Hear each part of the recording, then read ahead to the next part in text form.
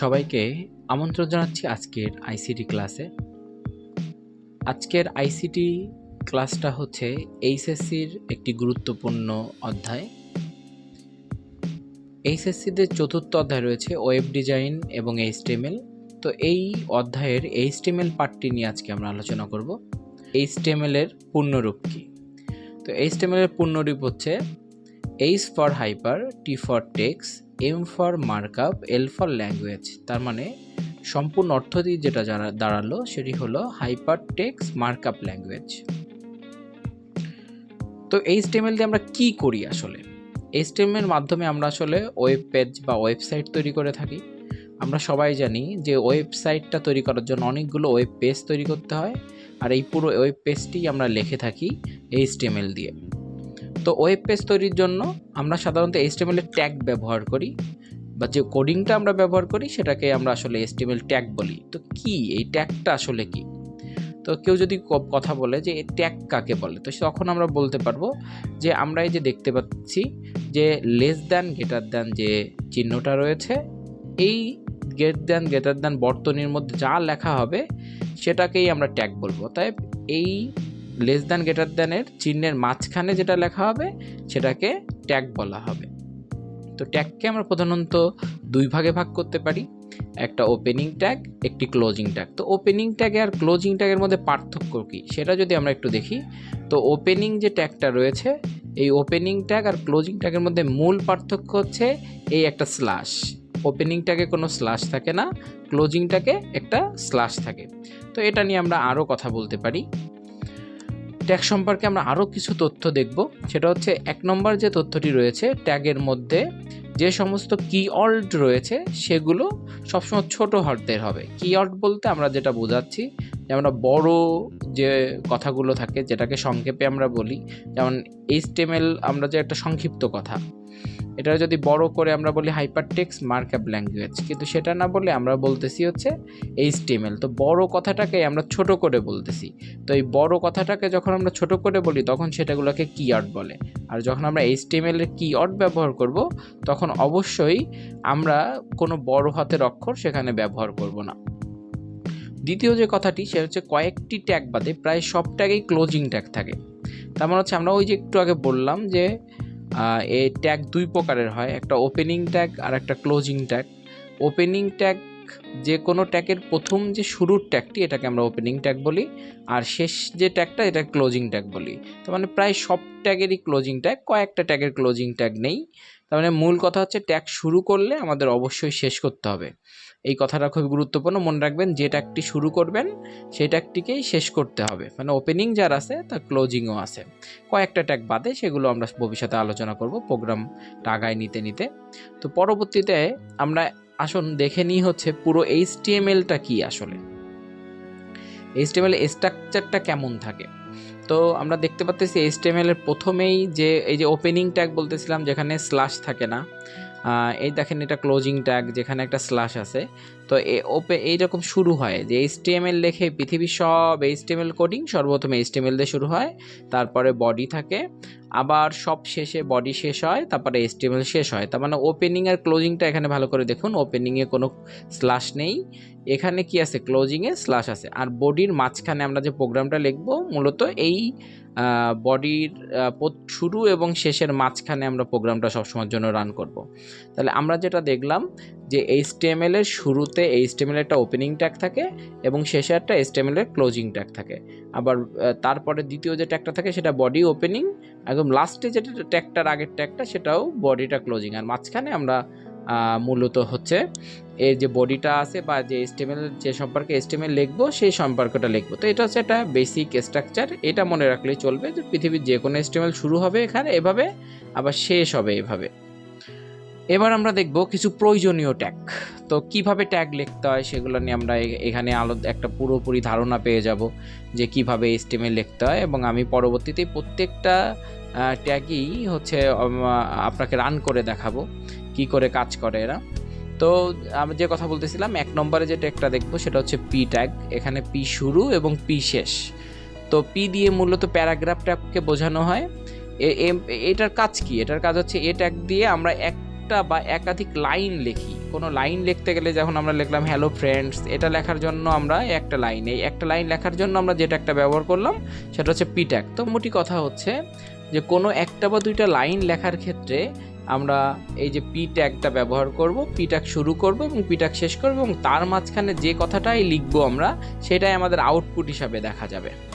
হ্যাঁ, তো P tag দিয়ে আমরা মূলত কোনো লাইন লিখি। চলুন আমরা দেখে আসি এটা কিভাবে কাজ করে।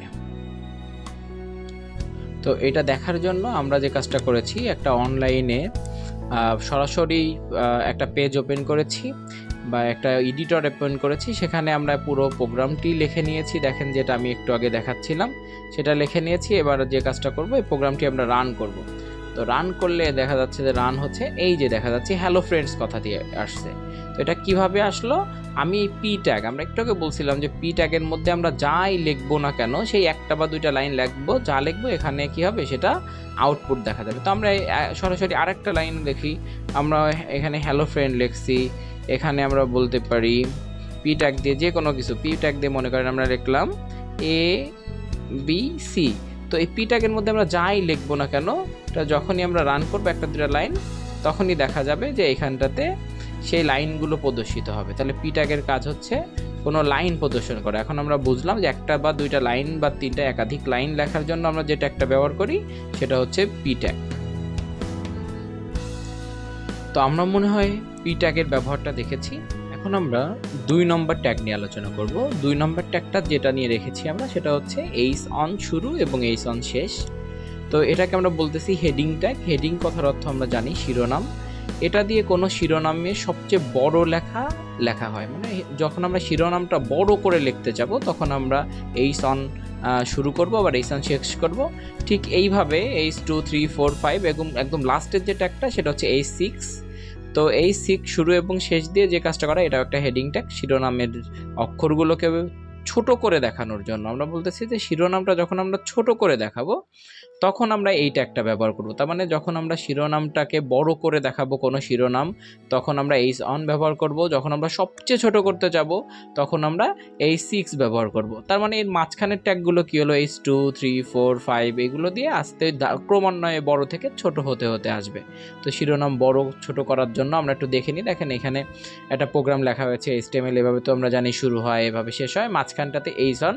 তো এইচ অনে লেখাটাকে বড় করে, যে হ্যালো ফ্রেন্ডসটা এইচ অনটাকে বড় করবে এবং এইচ 6 এর কাজ হচ্ছে এই লেখাটাকে ছোট করে দেওয়া। তাহলে এইচ আমরা মোটামুটি বুঝতে পারি যে কোনো শিরোনাম, যেটা আমরা শিরোনাম হিসাবে ব্যবহার করব, হেডিং হিসাবে ব্যবহার করব, সেটা বড় করার জন্য আমরা যেটা ব্যবহার করব সেটা হচ্ছে এইচ অন, আর যেটাকে একদমই ছোট করে প্রদর্শন করব সেটাকে বলবো এইচ 6। তো চলুন আমরা দেখে আসি এটা প্রোগ্রাম হিসাবে কিভাবে কাজ করে।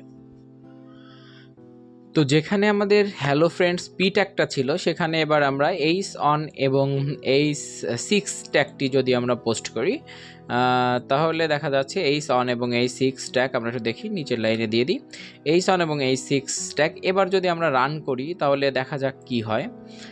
তো এটা রান করলে দেখা গেল এইচ অনের জন্য হ্যালো ফ্রেন্ড লেখাটা অনেক বড় করে আসলো। আমরা যেমনটি বলেছিলাম যে এইচ অন লেখাটাকে বড় করে, এই যে দেখেন অনেক বড় হয়ে গেছে হেডিংটি, এবং এইচ 6 লেখাটা এটাকে ছোট করে। তো এখানে আমরা দেখতে পারলাম এইচ অন, তার মানে হচ্ছে এইচ অন দিয়ে লেখাটা বড় হবে হেডিংটা, এবং এইচ অন দিয়ে লেখাটা ছোট হবে। তো এর মাধ্যমে বুঝতেই পারলাম যে হচ্ছে এইচ অন এবং এইচ 6 এর কাজ কি। 3 নম্বর ট্যাগের পরে এবার আমরা কথা বলবো 4 নম্বর এবং 5 নম্বর ট্যাগ নিয়ে। 4 নম্বর যে ট্যাগটা আমরা রেখেছি এটাকে বলা হচ্ছে বি ট্যাগ। তো বি মানে হচ্ছে বড মানে হচ্ছে এটাকে মোটা করে দেখানোর জন্য, কোনো লেখাকে যখন আমরা মোটা করে দেখাবো তখন আমরা বি ট্যাগ ইউজ করব। এবং 5 নম্বর ট্যাগে যেটা দেখতেছি সেটা হচ্ছে ইউ ট্যাগ। ইউ মানে হচ্ছে আন্ডারলাইন করা। আন্ডারলাইন মানে কোনো শব্দের নিচে আমরা জানি একটু দাগ দিয়ে দেওয়াকে আন্ডারলাইন বলে, তো কোনো শব্দের নিচে দাগ দেওয়াকে আমরা বলবো হচ্ছে আন্ডারলাইন। তো এই ধাপে আমরা এসে 4 নম্বরে শিখবো বি ট্যাগ এবং 5 নম্বরে শিখবো ইউ ট্যাগ। তো আমরা দেখতে পাচ্ছি যে এখানে HTML ঠিক আগের মতোই শুরু হয়েছে, শেষ হয়েছে, আর মাঝখানে বডিতে যে কাজটা করছি আমরা এখানে বি ট্যাগের কাজ হচ্ছে এই লেখাটাকে মোটা করে দেওয়া, আর ইউ ট্যাগের কাজটা হচ্ছে এর নিচে একটা আন্ডারলাইন নিয়ে আসা।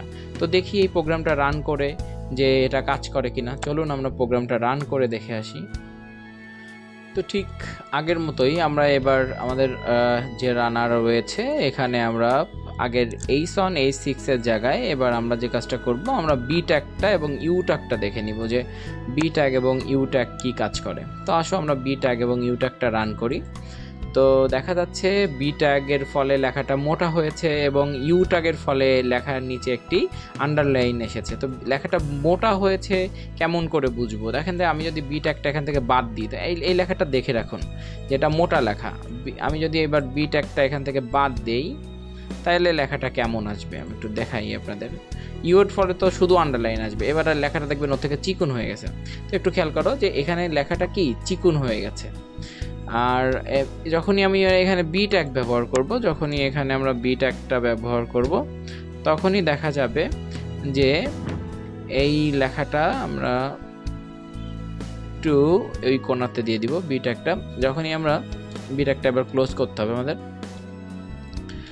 যখনই হচ্ছে আমরা বি ট্যাগ ব্যবহার করব তখনই এই লেখাটা তুলনামূলক খানিকটা মোটা হয়ে যাবে।